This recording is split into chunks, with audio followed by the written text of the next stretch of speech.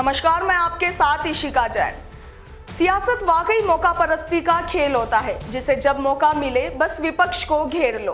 अब आप राजस्थान को ही देख लीजिए। राजस्थान के अभी जो मौजूदा हालात है उनके बारे में तो आप सभी जानते हैं और देखा यह भी जा रहा है कि सूबे की सरकार के ग्रह नक्षत्र इन दिनों कुछ ठीक नहीं चल रहे।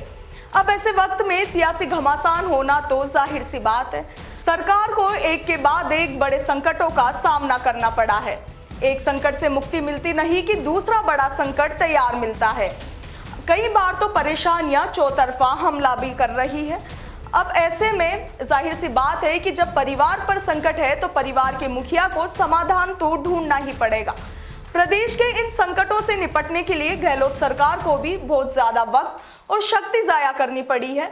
वर्तमान की ही अगर बात करें तो सूबे की सरकार के सामने कई ऐसी चुनौतियां हैं जिनसे वह जूझ रही है।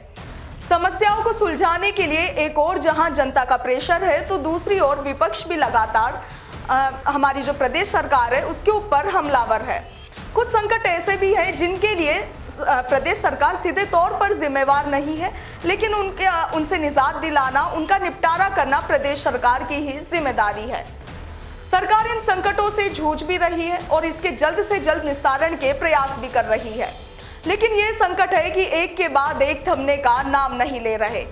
पहले भी कई तरह के संकट सरकार की परेशानी बढ़ा चुके हैं और सरकार उनसे निजात भी पाई है, लेकिन अब सूबे में विधानसभा चुनाव का माहौल बनने लगा है, लिहाजा विपक्ष भी हर मामले को पुरजोर तरीके से उठाने की कोशिश कर रहा है और सरकार को सीधे तौर पर घेर रहा है।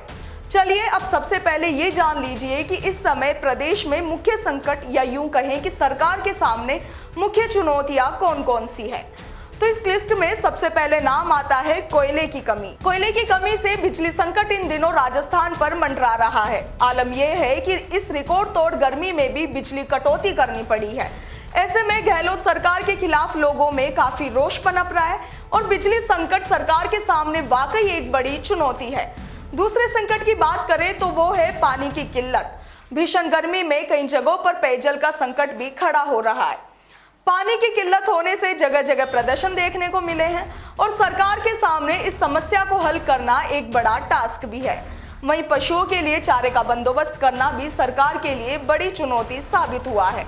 अब बात आती है अपराधों की। प्रदेश में बढ़ते अपराध और कानून व्यवस्था के मुद्दों को लेकर भी सरकार को घेरा जा रहा है। जगह जगह हुई अपराध की बड़ी घटनाओं को लेकर सरकार की चिंता बढ़ी हुई है। अभी हाल ही में करौली के बाद अलवर में हुई घटना ने भी सरकार की परेशानी को काफी बढ़ा दिया है। जगह जगह सांप्रदायिक तनाव और बढ़ता जातिगत भेदभाव भी सरकार के लिए चिंता का विषय बना हुआ है। साथ ही प्रदेश में सामने आ रहे भ्रष्टाचार के बड़े मामलों में भी सरकार काफी चिंतित है। हमने अभी आपको ये जो मुद्दे बताए वो कुछ ऐसे मुद्दे हैं जिन पर सियासत गर्मा गई है। अब आलम यह है कि राजस्थान विधानसभा चुनाव बेहद नजदीक है और चुनाव के इस माहौल में तरह तरह के संकट वाकई सरकार के लिए परेशानी का सबब बन सकते हैं। विपक्षी पार्टियां लगातार सरकार को इन मुद्दों पर घेर रही है। आरोप प्रत्यारोप का दौर लगातार जारी है, कभी बयानों के जरिए तो कभी सोशल मीडिया पर टिप्पणी तो कभी धरना प्रदर्शन कर विपक्ष लगातार सूबे की सरकार पर हमलावर है।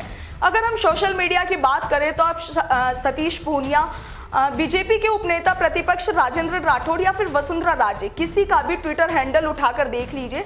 सभी लोग अपने सोशल मीडिया प्लेटफॉर्म्स पर, अपने अकाउंट्स पर लगातार सूबे की सरकार को घेर रहे हैं, उन पर आरोप लगा रहे हैं और मुख्यमंत्री अशोक गहलोत को टेक कर तरह तरह की टिप्पणियां भी कर रहे हैं।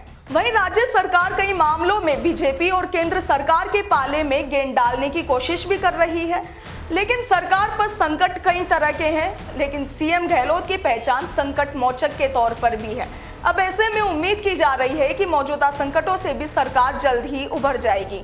तो जनाब अब देखना यह होगा कि प्रदेश सरकार इन परेशानियों से किस तरह निजात पाती है, वरना इन परेशानियों का असर आने वाले विधानसभा चुनावों में भी देखने को मिल सकता है। अभी के लिए इतना ही। नमस्कार।